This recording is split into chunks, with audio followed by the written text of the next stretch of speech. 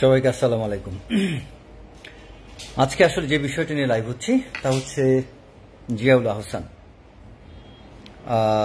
যাকে কেউ কর্নেল জিয়া হিসেবে চিনেন, কেউ চিনেন মেজর জেনারেল জিয়াউল আহসান অথবা খুনি জিয়া বা সিরিয়াল কিলার জিয়া বা গুম জিয়া, অনেকগুলো তার বিশেষণ আছে নামের। তবে জিয়াউল আহসানকে আমি কখনোই মেজর জেনারেল জিয়া বলি না, কারণ তিনি মেজর হয়েছিলেন এটাই তার জন্য অনেক বেশি। মেজর র্যাঙ্কের পরবর্তীতে প্রমোশন পাওয়ার মতো কোনো যোগ্যতাই জিয়াউল আহসানের ছিল না। সে কারণে আমি জিয়াউল আহসানকে কখনোই অ্যাকচুয়ালি ওই মেজর জেনারেল জিয়া বলি না। সে জিয়া, খুনি জিয়া, এই নামটাই তার জন্য পারফেক্ট। আচ্ছা, এই জিয়াউল আহসান আসলে কে? Who is this Ziaul Ahsan? তার সম্পর্কে জাস্ট এই জিয়াউল আহসানকে বলা হয় বাংলাদেশ আর্মির ইতিহাসে এক্সট্রিমলি ডার্টি সোল জিয়া বা খুনি জিয়া, কিলার জিয়া বা মানসিকভাবে বিকারগ্রস্ত বা বিকৃত চিন্তা চেতনার বা বিকৃত মস্তিষ্কের একজন অফিসার, যেটা আমাদের বাংলাদেশ ইতিহাসে কখনো এতটা জঘন্য অফিসার কেউ ছিল না। অথচ এই বাংলাদেশে এই জিয়া নামটা কিন্তু একটা সময় সর্বোচ্চ চূড়ায় জনপ্রিয় ছিল। সেটা মেজর জিয়া, যিনি আমাদের শহীদ রাষ্ট্রপতি জিয়াউর রহমান। মেজর জিয়া নামটা এতটাই বেশি জনপ্রিয় ছিল বাংলাদেশে যে মেজর জিয়া নামটার কারণে মেজর র্যাঙ্কটাকে মানুষ মেজর জেনারেলের চেয়েও বেশি আকর্ষণীয় মনে করত। কারণ মেজর জিয়া তার আমাদের শহীদ প্রেসিডেন্ট জিয়া, যার কারণে এই জিয়া নামটা খুব জনপ্রিয়তা অর্জন করেছিল বাংলাদেশে। যেমন একটা সময় সাদ্দামের নাম অনুযায়ী মানুষ তার বাচ্চা কাচ্চার নাম সাদ্দাম রাখত, ঠিক তেমনি জিয়ার নাম অনুযায়ী বাচ্চা কাচ্চার নাম জিয়া রাখত। কিন্তু এই খুনি জিয়া হচ্ছে আরেক জিয়া, যেটা হচ্ছে এই জিয়াউল আহসান। সো জিয়া নামটা আমাদের বলা উচিত না, আমাদের বলতে হবে জিয়াউল আহসান। কারণ জিয়া বলতে গেলে আমরা তো সেই বিএনপির প্রতিষ্ঠাতা সেই জিয়াউর রহমানকে বুঝি।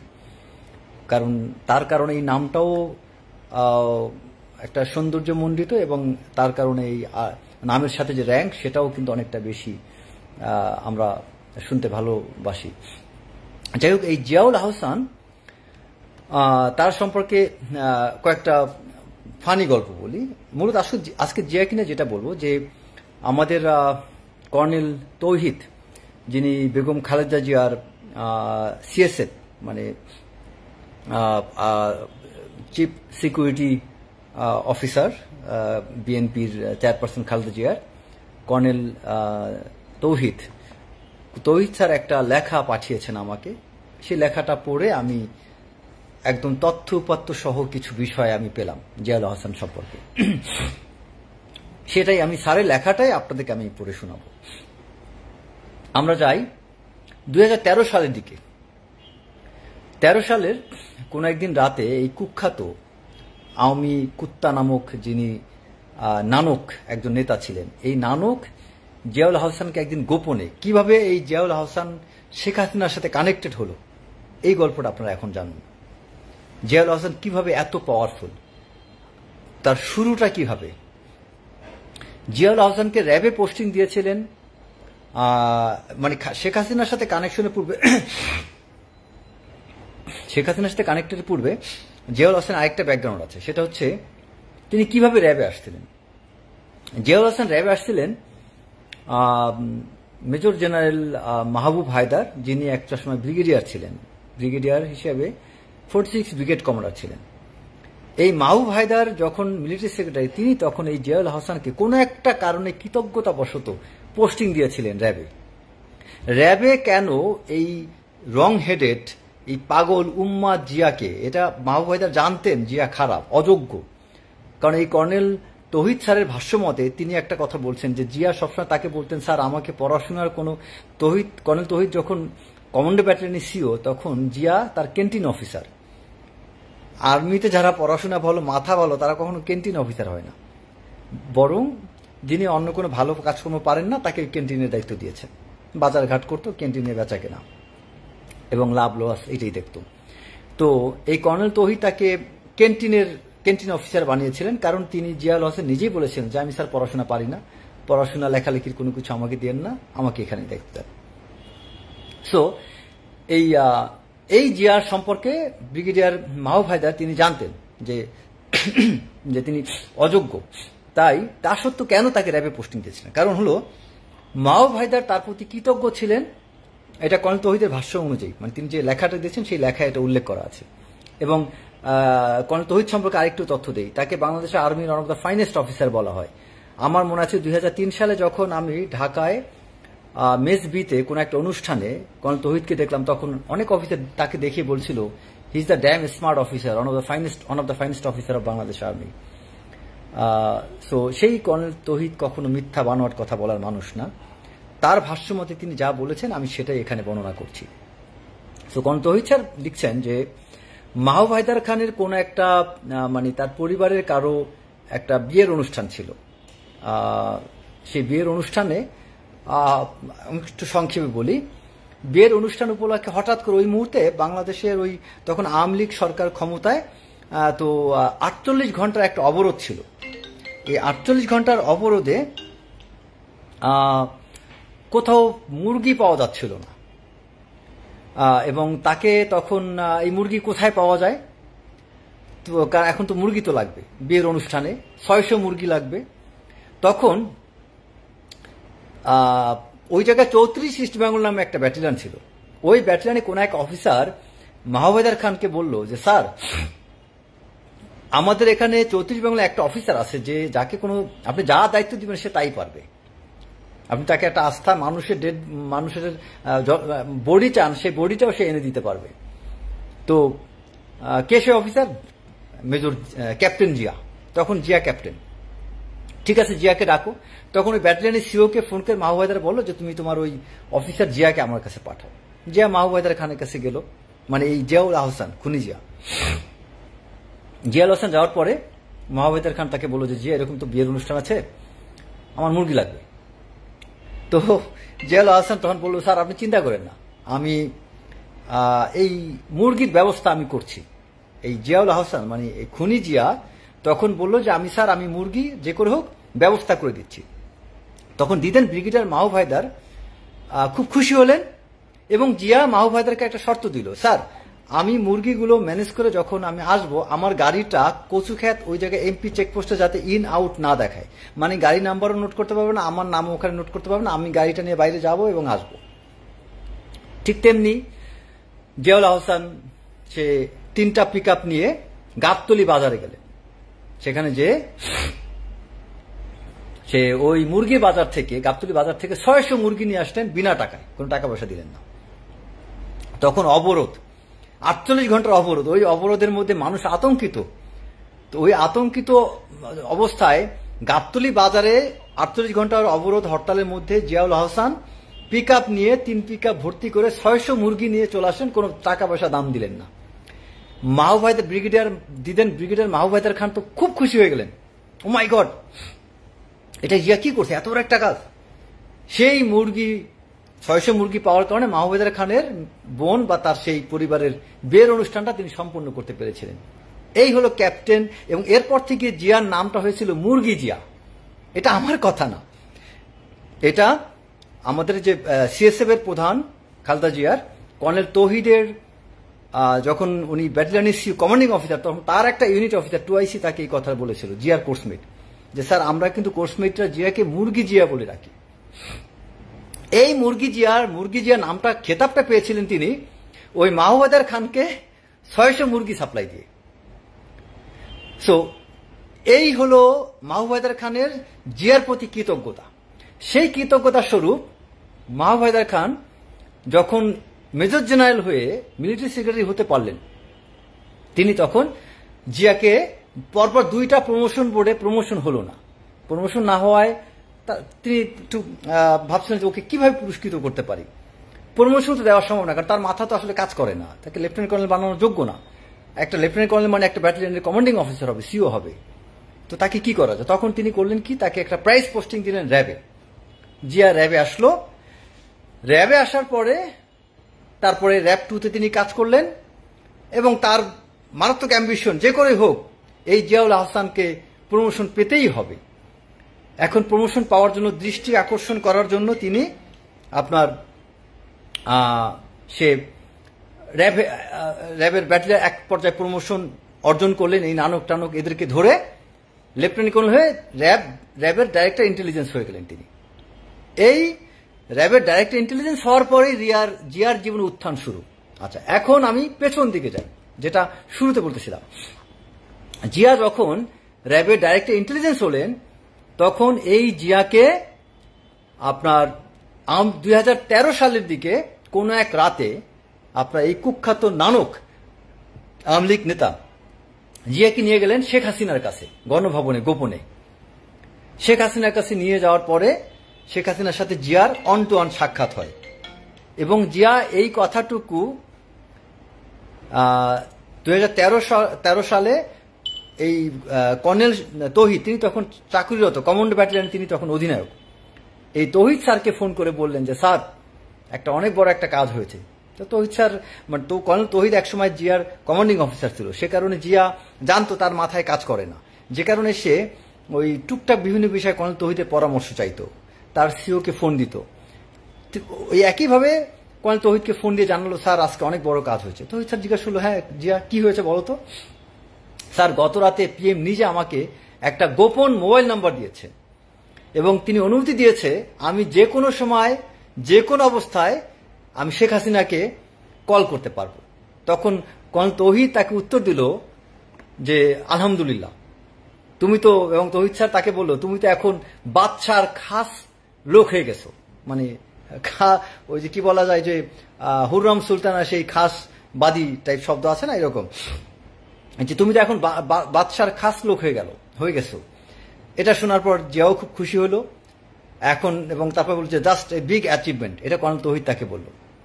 এরপরে দ্বিতীয় নং ঘটনা কর্নেল তৌহিদ যেটা উল্লেখ করছেন, এই গোপন মোবাইল নাম্বারের একটা বড় প্রমাণ হলো এই সাবেক প্রধানমন্ত্রী শেখ হাসিনার আমলে আমাদের ওই মেরুদণ্ডহীন সেনা প্রধানদের মধ্যে একমাত্র ইকবাল করিম ভূঁইয়া, মেরুদণ্ডহীন সেনাপ্রধান বললাম এই জন্য মানে আমাদের ওয়াকার স্যারের আগে যে কজন সেনাপ্রধান ছিলেন তাদেরকে এই কর্নেল তৌহিদ স্যার মেরুদণ্ডহীন সেনাপ্রধান হিসেবে আখ্যায়িত করে বলেছেন যে মেরুদণ্ডহীন সেনাপ্রধানদের মধ্যে একমাত্র ইকবাল করিম ভূঁইয়াই চেষ্টা করেছিলেন জিয়াকে র্যাব থেকে আর্মিতে ফেরত আনতে, যদিও তিনি ব্যর্থ হয়েছিলেন।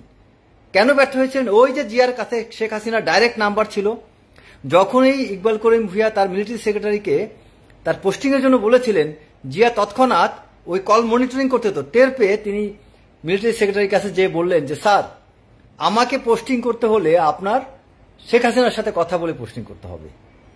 আর জিয়া তো এদিকে শেখ হাসিনাকে জানাই রাখছে যে স্যার আমার কিন্তু পোস্টিং এর জন্য প্ল্যান চলতেছে। তো শেখ হাসিনা তদ্রূপ আদেশ দিয়ে দিয়েছে যে জিয়াকে কোনো পোস্টিং হবে না আমাকে না জানিয়ে।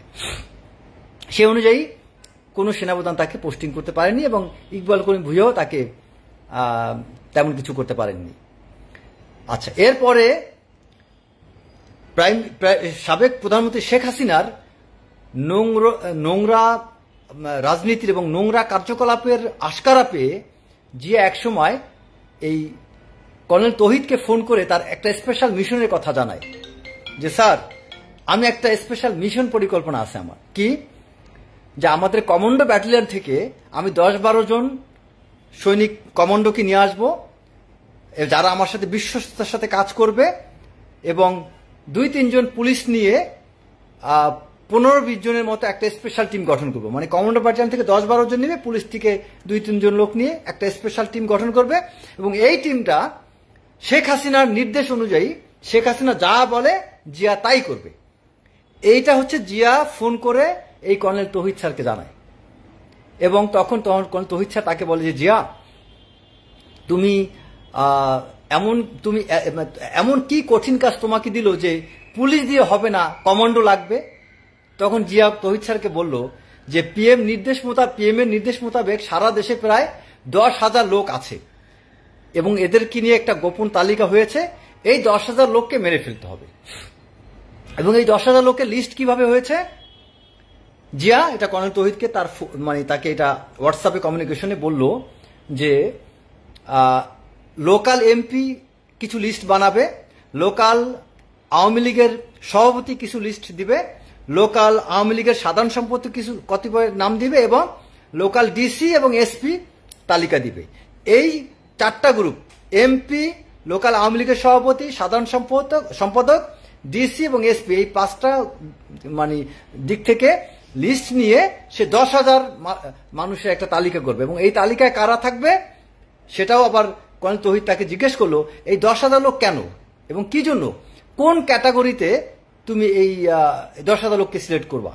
তখন জিয়া কর্নেল তৌহিদকে জানালো যে পিএম বলেছেন আওয়ামী লীগ আর কোনোদিন এই দেশের ক্ষমতা ছাড়বে না।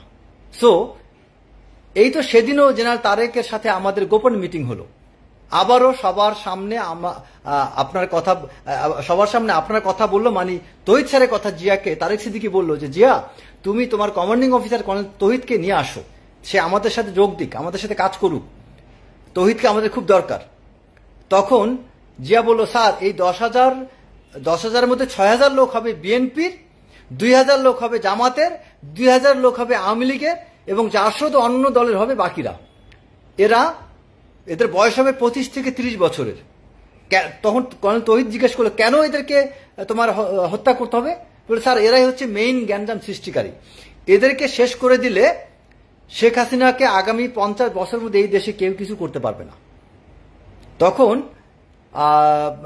জিয়াকে কর্নেল তৌহিদ জিজ্ঞেস করলো তুমি এদেরকে কি করবা? বলে স্যার এদেরকে আমরা লিস্ট করে সবাইকে ক্রস ফায়ার দিয়ে হত্যা করব। তখন কর্নেল তৌহিদ বলল যে তুমি 10,000 লোকের মধ্যে 2,000 আওয়ামী লীগের লোক মেরে ফেলবে, এটা কেমন কথা?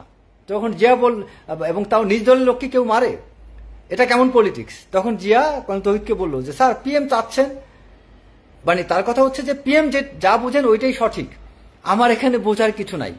পিএম চাচ্ছেন নিজ দলের কিছু ডিসগ্রান্টাল সন্ত্রাসী আছে যাদেরকে তিনি শেষ করে দিতে চান এবং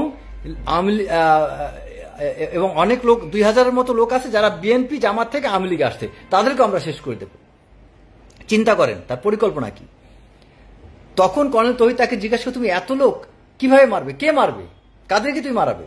তখন জিয়া উত্তর দিল স্যার এদেরকে প্রধানমন্ত্রী অনুমতি দিয়েছেন, এখন পুরো দায়িত্বটা আমার, এদের সবাইকে আমি র্যাব দিয়ে মারবো, র্যাবের অপারেশন চালাতে পারবো এবং পিএম স্যার আর কাউকে আমার জবাবদিহি করতে হবে না।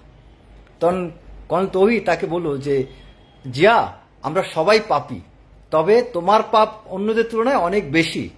কমান্ডো ট্রেনিং এবং ব্যাটালিয়নে তুমি কমান্ডোদের যে পরিমাণ অত্যাচার করেছো, দেখো তাদের বদদোয়া কিন্তু তোমার গায়ে লেগে আছে।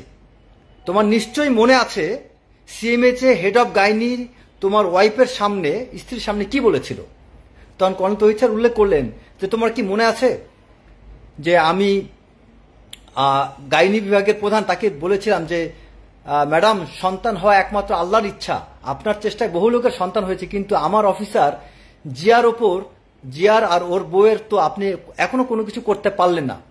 তখন ওই গাইনি ডাক্তার বললেন যে আমিও বড়ই অবাক যে সব রকম টেস্ট করলাম, জিয়া এবং ওর বউর কোনো সমস্যা নাই, কিন্তু তাও সন্তান হয় না।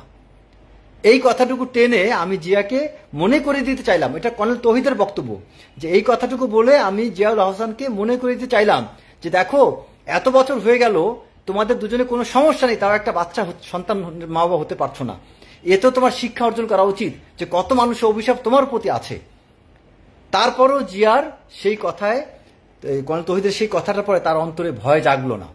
এখানে একটা কথা বলে রাখি আপনার জানার জন্য, জিয়াউল হাসান দীর্ঘদিন কমান্ডো ব্যাটালিয়ন চাকরি করতেন। কমান্ডো আমাদের সকল আর্মি অফিসারদেরকে কিন্তু কমান্ডো কোর্স করতে হয়, বাট কমান্ডো কোর্স দুই ধরনের, একটা হচ্ছে বেসিক কমান্ডো, আরেকটা হচ্ছে অ্যাডভান্স কমান্ডো। যেমন আমি বেসিক কমান্ডো কোর্সেও গিয়েছিলাম, অ্যাডভান্স কমান্ডোতে গিয়েছিলাম। আমি যখন অ্যাডভান্স কমান্ডো কোর্সে যাই, এটা অনেক বেশি টাফ। তখন মনে আছে এই জিয়াউল হাসান কতটা বিকৃত একটা ঘটনা বলি।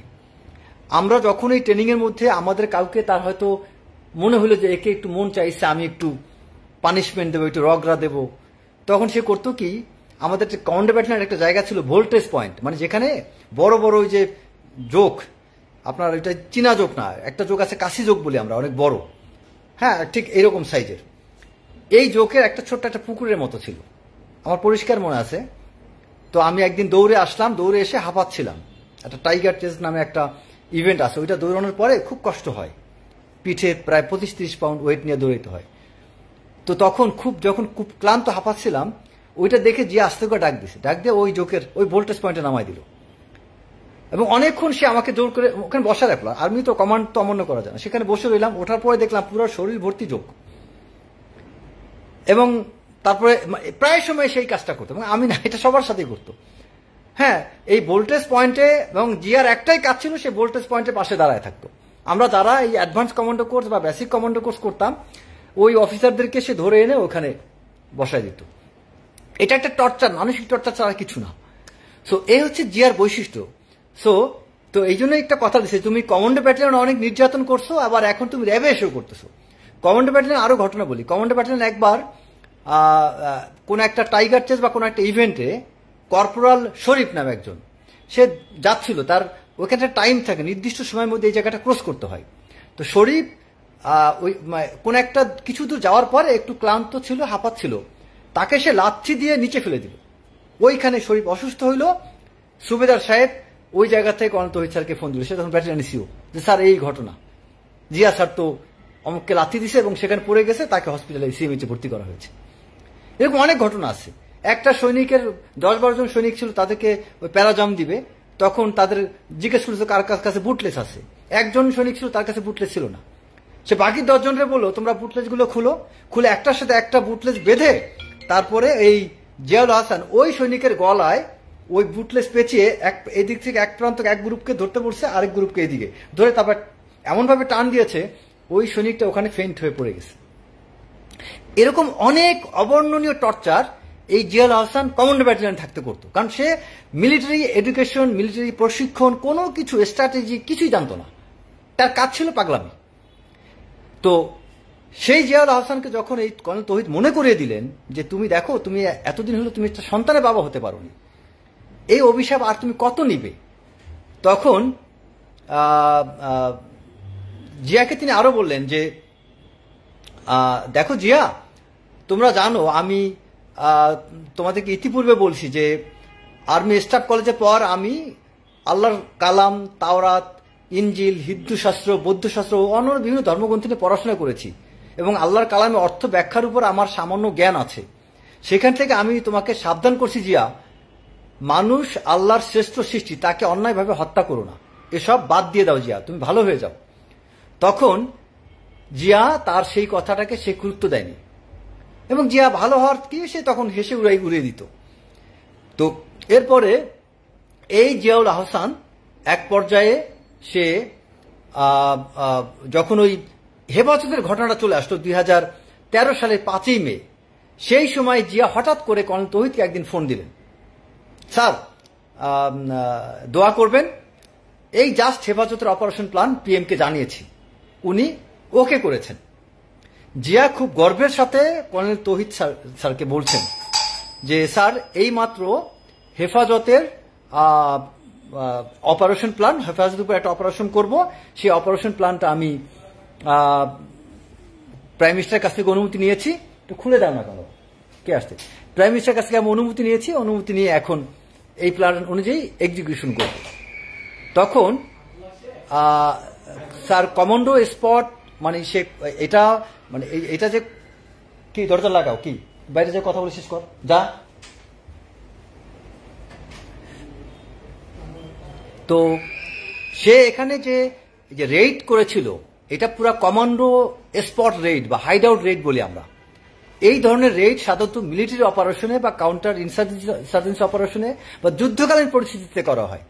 জিয়া সেই রকম একটা রেইড প্ল্যান করেছিল এই হেফাজতের জন্য, এবং সেটা সে খুব গর্বের সাথে এই কর্নেল তৌহিদকে বলছিল যে স্যার আমি প্রধানমন্ত্রীকে বলে আসছি এবং আমি এটার অনুমতি পেয়েছি যে আমি কমান্ডো স্পট রেইড বা হাইড আউট রেইডের একটা অবিকল অপারেশন করব, যাতে, এবং তখন কর্নেল তৌহিদ তাকে জিজ্ঞেস করলো জিয়াকে যে তুমি যে তুমি এখান যে অপারেশনটা করবা, এটা তোমার রুট ব্লক বা ফায়ারিং এবং কোন কোন রুট এসকেপের জন্য পালানোর রাস্তা রেখেছো, এটা কি তোমার আছে? মানে নিয়মটা হচ্ছে কি যে যখন এরকম অপারেশন করা হয়, যে কোথা দিয়ে তারা পালিয়ে যাবে, কোথা দিয়ে তুমি ব্লক করবে, এই বিষয় এবং কোথা থেকে তুমি ফায়ার করবে, এই জিনিসগুলো কি পরিকল্পনা করা হয়েছে? জিয়া তখন বলল যে স্যার অপারেশন প্ল্যান 100% আমি করেছি।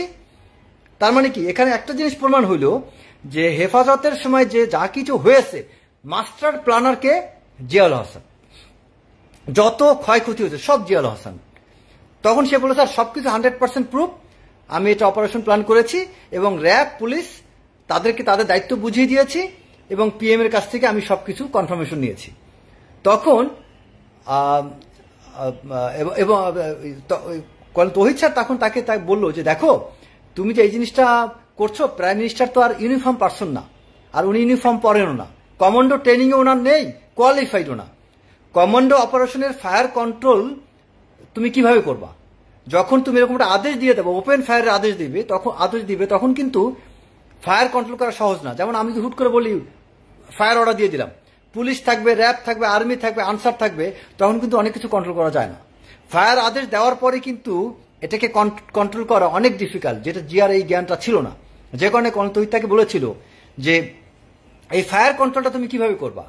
তখন জিয়া বলছে স্যার আমি এটা কোনো ব্যাপারই না, আমি ইজিলি কন্ট্রোল করতে পারবো। তখন তৌহিদ স্যার বলল দেখো এখানে অনেক বাচ্চা বাচ্চা পোলাপান আছে যারা হাফেজ, এই বাচ্চাগুলোকে তুমি মেরো না এবং এদের প্রতি যাতে গুলি না যায় এটা তুমি কন্ট্রোল করো। তখন জিয়া বলল হ্যাঁ স্যার আমি সেটা মানে সে তাকে কোন রকম জাস্ট সান্ত্বনা দেওয়ার মতো কিছু একটা কথা দিয়ে সে বিদায় নিল, ফোনটা রেখে দিল। এবং কি হলো দেখেন, পরে যখন এই জিয়া যখন এই অপারেশন প্ল্যান সবকিছু কমপ্লিট, হঠাৎ করে কর্নেল তৌহিদের কাছে ওই জিয়ার সাথে যে কমান্ডোরা ছিল, ওই কমান্ডোদের মধ্যে কিছু কমান্ডো কর্নেল তৌহিদের বিশ্বস্ত ছিল। তাদের মধ্যে কেউ একজন কর্নেল তৌহিদকে ফোন করে জানাইলো স্যার জিয়া স্যার যে প্ল্যান করছে এই প্ল্যানে প্রচুর লোক মারা যাবে, আপনি একটু জিয়া স্যারকে বুঝান যাতে স্যার এখানে এই জঘন্য বর্বরতা তিনি না করেন। তখন এই কর্নেল তৌহিদ আবার জিয়াকে ফোন দিল। ফোন দেওয়ার পর জিয়া বলল স্যার এতক্ষণ বেনজির স্যারের সাথে আমি ব্যস্ত ছিলাম, যে কারণে আপনার কলটা ধরতে পারিনি, বলেন কি? তখন এই কর্নেল তৌহিদ তাকে বলল যে জিয়া আমার মন চাইলো তোমাকে একটু হুঁশিয়ার করে দেই, শাপলা চত্বরে কিন্তু বহু বাচ্চা আছে কোরআন হাফেজ, ডোন্ট কিল দেম। এবং সে জিয়াকে আরো বলল আমার মনের সন্দেহ হাসিনা তোমার অপারেশন অর্ডারের বাইরে হয়তো এই গোপালী বেনজিরদেরকে তার গোপন অর্ডার দিয়েছে। কথা খেয়াল করে শুনবেন। তখন কর্নেল তৌহিদ জিয়াকে বলল যে হাসিনা তোমাকে যে আদেশ দিয়েছে এই আদেশের বাইরেও সে গোপনে বেনজির বা পুলিশ তাদেরকে হয়তো এই আদেশ দিয়েছে। আমরা আর্মির লোক বোকা, অনেক কিছু আমরা বুঝি না, আমরা আর্মির লোক হলাম গাধা। পলিটিক্যাল লিডাররা তাদের গোপন কথা পুলিশকে বলে, আর্মিকে বলে না। এটা কর্নেল তৌহিদ জিয়াকে বললেন। একবার ফায়ার শুরু হয়ে গেলে দেখবা তুমি জিয়া আর কিছু কন্ট্রোল করতে পারবে না।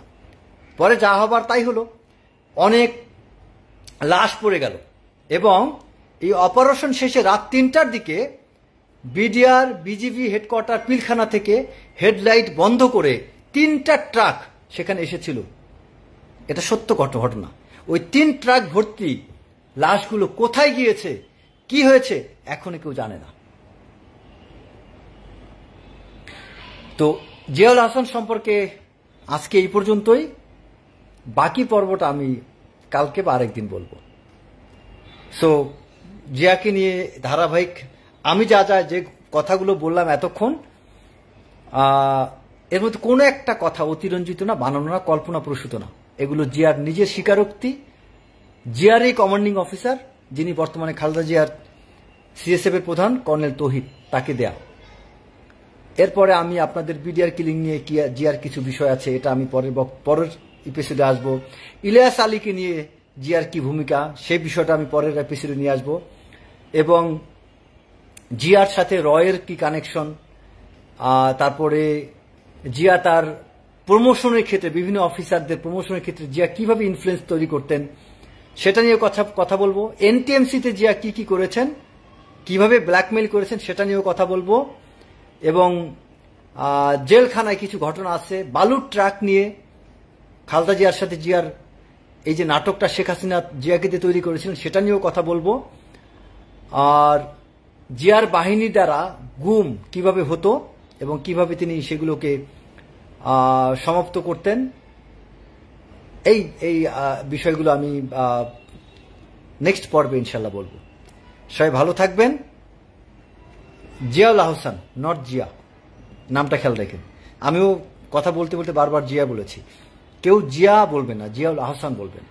কারণ জিয়া বলতে আমরা আমাদের সেই সাবেক সেনাপ্রধান, বাংলাদেশের সবচেয়ে জনপ্রিয় রাষ্ট্রপতি এবং বাংলাদেশের মুক্তিযুদ্ধের স্বাধীনতার ঘোষক শহীদ জিয়া এবং বাংলাদেশ তথা বাংলাদেশ পাকিস্তান যখন একমাত্র বাংলাদেশ আর্মি অফিসার যিনি 2টা গ্যালান্ট্রি অ্যাওয়ার্ড পেয়েছিলেন, একটা হচ্ছে পাকিস্তান থেকে, একটা বাংলাদেশ থেকে, বাংলাদেশের গর্ব, সেই শহীদ জিয়ার নামও জিয়া, যে কারণে আমি জিয়া নামটা নিতে চাই না। Ziaul Ahsan and Zia two different people, two different person. So কেউ জিয়া বলবে না, জিয়াউল আহসান বলবেন, অথবা খুনি জিয়াউল আহসান। জিয়া বললে আমরা শহীদ প্রেসিডেন্ট জিয়াউর রহমানকে বুঝি। সবাই ভালো থাকবেন। আসসালামু আলাইকুম।